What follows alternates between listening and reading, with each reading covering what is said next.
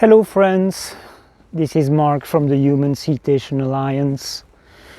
In case you don't know, cetaceans are dolphins and whales. So I'm still talking to you from the coast of Algarve in the south of Portugal, and I wanted to add two elements of information to the video I released yesterday about weather influence and weather management. So, credit where credit is due. My most recent intervention that I described in the other video in terms of weather management was in fact inspired to me by a similar action taken by someone else. So on a Telegram group that I am a member of, a lady who lives in the United States and who's been following, like myself, the work of George Cavasilas for multiple years, she explained that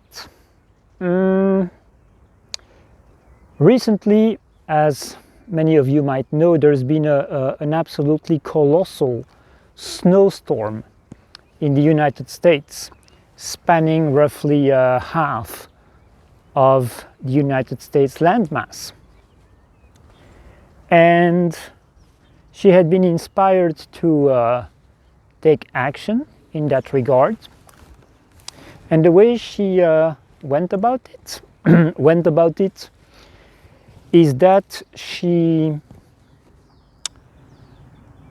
positioned herself, she stood in her natural authority as a representative of humanity. In other terms, she acted on behalf of the collective, the human collective, and she withdrew consent for the weather manipulation and the weather interference to take place. And she used a process that was created by George Cavasilas that is called closure in order to do that. And she worked in cooperation with another lady who went at this from the angle of cooperating with the elementals. So the spirits of air, fire, earth and water.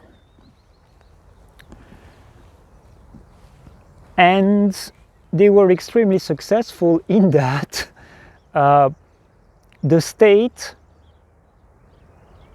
I believe it's Nebraska, but don't quote me on that, the state in which she lives, which was right in the middle of the path of the snowstorm, was left untouched. The storm literally turned around that state of Nebraska. So this is very important to understand. There are multiple elements to understand here. The first is that, what does it mean to take that kind of action on behalf of the collective, on behalf of humanity or a portion of humanity? Well, it is based on the principle of consent. Consent is hugely important. So what you see on a daily basis everywhere is that the forces of control, that at this point you could really call the forces of evil, the forces of control constantly ask you to give them your consent to their imposition, to the harnessing of your life force and your creative power.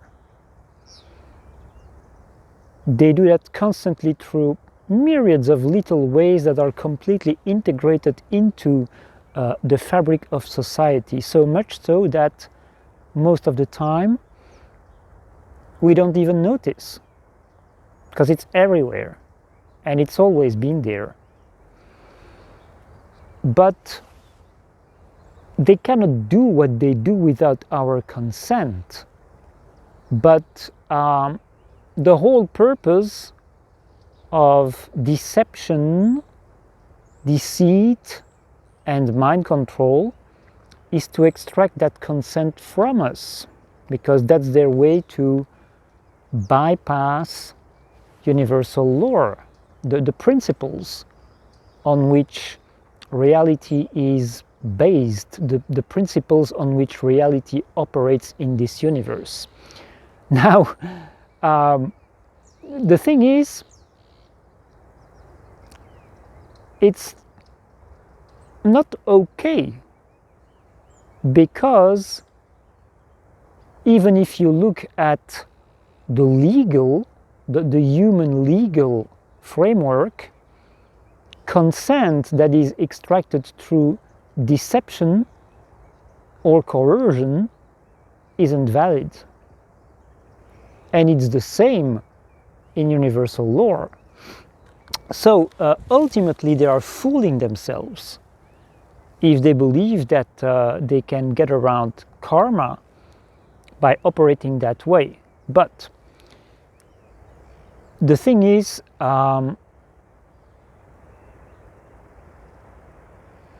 question we have to ask ourselves then is, do we have the right to act on behalf of the collective without actually consulting the collective? Are we not infringing on humanity's free will if we say, hey guys, I represent you, I'm doing this for you? Well, you could say, well, who elected you? I don't remember being asked, whether you could do this on my behalf, in my name. And that's the tricky part, of course. It's the tricky part. It's that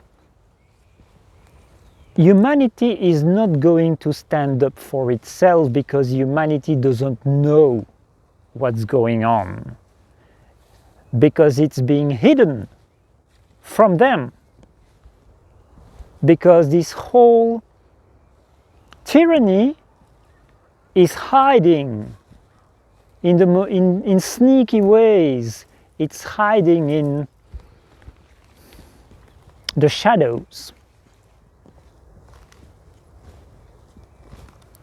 So we have a collective that is under heavy mind control and that is unaware of the really disgusting level of evil that is lording over them and that is harming them. If they knew, of course, they would not consent. Of course, they would say, what? Are you crazy? No, absolutely not. No. So that's one aspect of it. The other aspect of it is that beyond the individual humans, there is a collective human spirit, a collective human consciousness, and a collective human soul that we are all connected to. And again, I'm going to make that distinction that you might have already heard from me. It's not like a hive mind. It's not like an anthill, the way an anthill operates. It's not like that. We all are fully individualized. And we are also fully connected to that collective entity.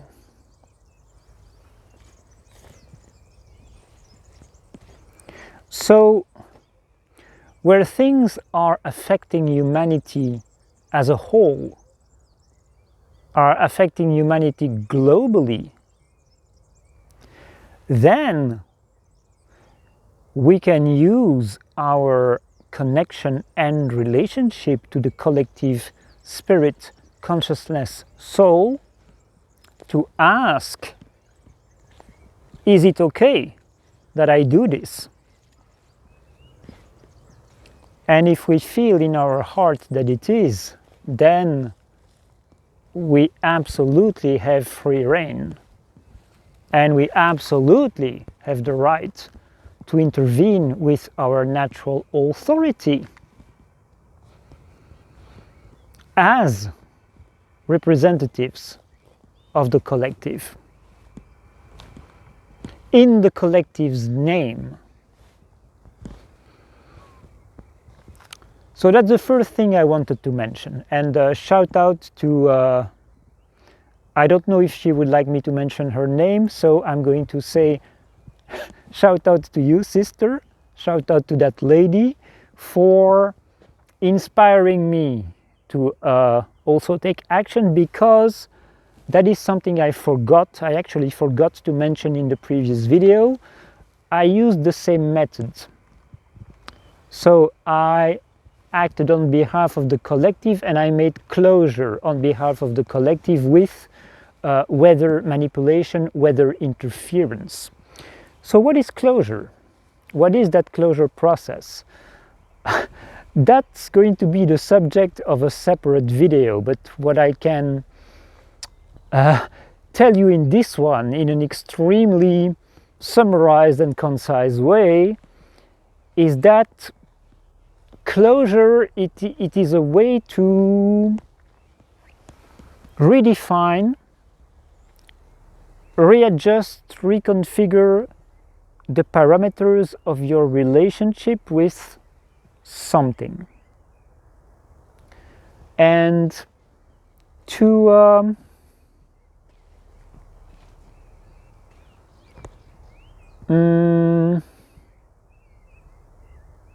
properly, well, close a certain experience. So you can make closure with a person, you can make closure with a place, you can make closure with a situation, you can make closure with an attitude, you can make closure with a being, an entity, a force, with all kinds of things. And I have made closure with so many different things. I've made closure with, to give you a few examples, I've made closure with a few people, of course. I've also made closure with places where I had lived. I've made closure, and when you make closure with someone, the person might be deceased, you know. She might have left the physical world. It works as well. You can make closure with an animal. Some of the most... I've made some closures that were really big, you know. I've made closure with the distorted masculine, the distorted feminine, with the moon, with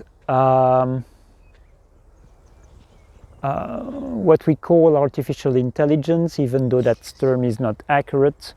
I've made closure with addiction to technology. I've made closure with the pineal gland. Yeah. You might find that one bizarre, but I'll explain one day. I've made closure with so many things.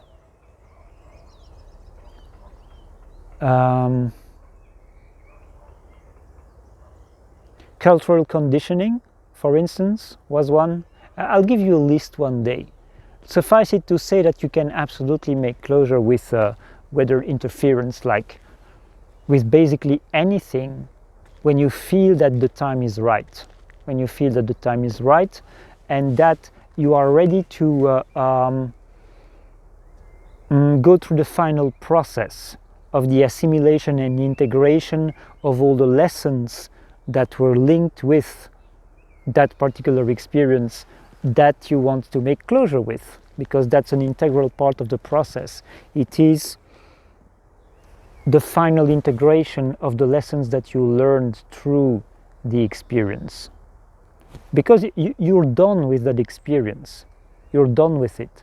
But you cannot properly close it if you haven't fully integrated all of the lessons, all of the life experience that it enabled you, all of the wisdom, that's the key word here, all of the wisdom that it enabled you to gather, to extract, to accumulate sounds a little bit capitalistic, but to acquire, to grow, to develop. And the reason why this process works so well is because it is all based on soul level agreements.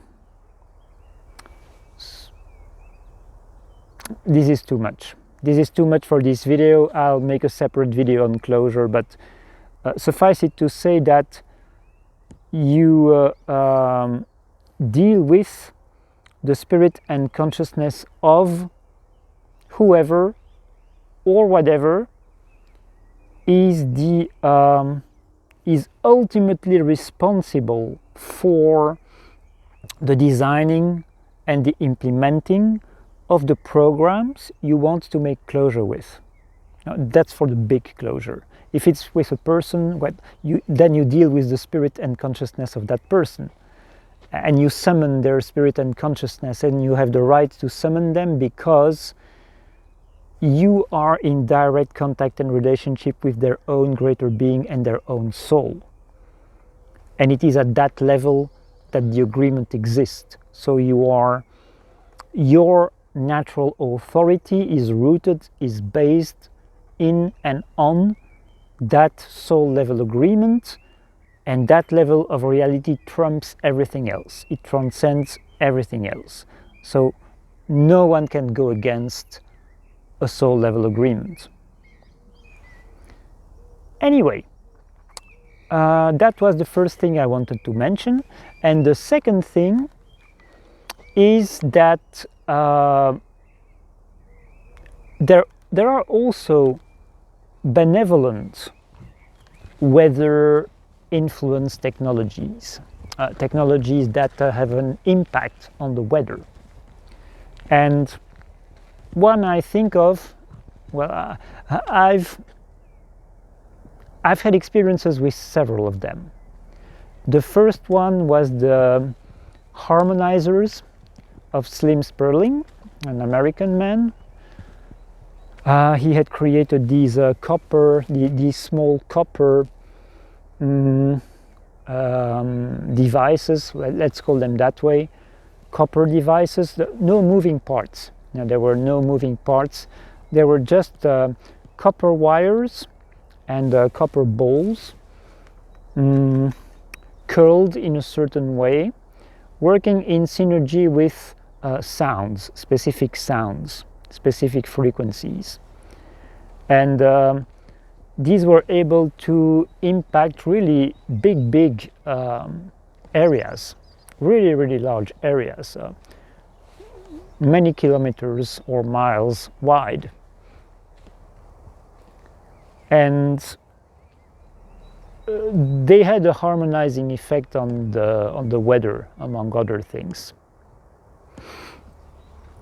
And after that, I had some experiences with orgonite, in the orgonite movement. So orgonite is a composite material that was designed by also an American man called Don Croft, Don short for Donald, Don Croft, in cooperation with his psychic daughter and then psychic wife. And that these devices, these objects, devices, items, they are based on the works of Wilhelm Reich. And because Wilhelm Reich was using the word orgone to designate the life force, known in Eastern traditions as prana or chi or ki, Don Croft used the word orgonite. So orgonite is a composite of resin, and metal shavings and quartz crystal. You can also add other minerals to the mix and other stuff as well. And the first object he created using orgonite was a big one called the Cloudbuster. It was a base made of orgonite and 6 copper pipes, tall copper pipes planted in that orgonite base, and wherever that Cloudbuster would be, it would completely dissipate the chemtrails, and it would have also a balancing effect on the weather. It would diffuse, it would protect the area it was in from violent weather, and it would bring soft rainfall. Now the interesting thing, well, that is an interesting thing in and of itself, but what happened next was that that first deployment of orgonite Cloudbusters, first in the United States and then in many parts of the world, as the completely organic grassroots decentralized orgonite movement developed.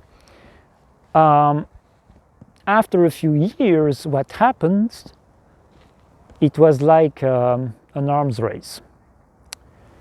The cell phone tower were deployed all over the world, and the Cloudbusters stopped working the way they used to. They couldn't prevent the chemtrails from forming anymore, nor dissipate them. So what the orgonite people then had to do, they had to go to the places where the cell phone towers were and place small orgonite pieces in the vicinity of the cell phone towers. And they couldn't just do one cell phone tower, they had to do a bunch of them. And then the Cloudbuster that was in the vicinity would work properly again. So the Cloudbuster itself wasn't enough anymore. The cell phone towers had to be converted from death-giving devices into life-giving devices. So basically their frequency had to be inverted by the orgonites. That's just a summary, a very basic summary. But the third example I'm going to give you, that I learned about recently, there are people in Germany who also have created and are creating environmental harmonizers that are also having that sort of balancing effect on the weather and on the energy of an area in general. And I have a friend in Germany who has one of those in her house, and she immediately felt the difference after putting it there. They have installed a huge number of those in Germany, but they are in many other countries as well now. And one of the things that these people do is that they go to countries that have issues with the weather, and they do sort of surgical interventions by placing their devices at the exact right spot, well, where they will have the greatest impact,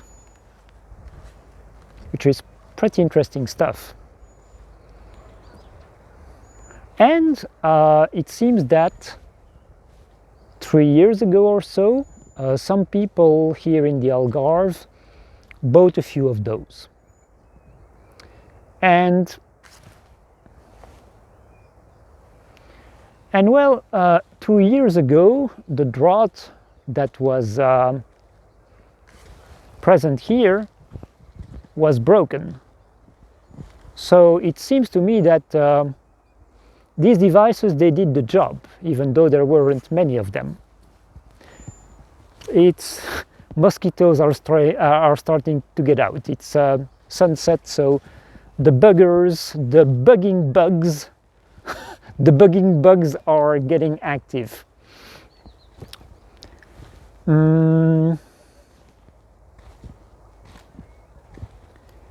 So yeah, it seems that these devices helped with the comeback of rainfall in this area. But as I was saying in the previous video, the interfering technology ramped up the rainfall in an excessive manner, in a distorted way. And so my conclusion is, even though there is benevolent technology that can affect the weather and work towards its balance, its rebalancing, nothing trumps our natural inner technology. Our inner technology transcends everything. It transcends everything because we are the paramount species on this planet, and that gives us a special kind of natural authority, because we have the strongest connection with the planet herself, even though we are completely unaware of it, mostly. Not all of us, but the vast majority of people is completely unaware of it, and even those who are aware of it are only aware of it to some extent. To some extent. But as creator beings and as the paramount species of the planet, we have unparalleled influence on the environment and, among other things, on the weather. So there are many helpful technologies, but none can achieve what we can achieve. Because as I just shown you, there's been an arms race between different types of environmental technologies. One motivated by malevolent intentions and the other one by benevolent intentions. But we don't have to play that game. We don't have to play that game because we have the authority, we have the natural inner technology to manage our environment in the most profound, the most efficient, and the most powerful way, in relationship, in partnership with our mother planet. And that is my conclusion for today. That was Influencing the Weather Part 2. Thank you for listening. I'll see you, well, you'll see me, you'll see me, in fact, if you wish, for another video. In the meantime, all the best to you. Take care. Please like, share, subscribe, comment if you want to help me to expand the reach of these videos. If you want more people to hear these informations, these messages, you can learn about all my activities on my website, cetaceanalliance.earth. The link is in the description of the video. Take care.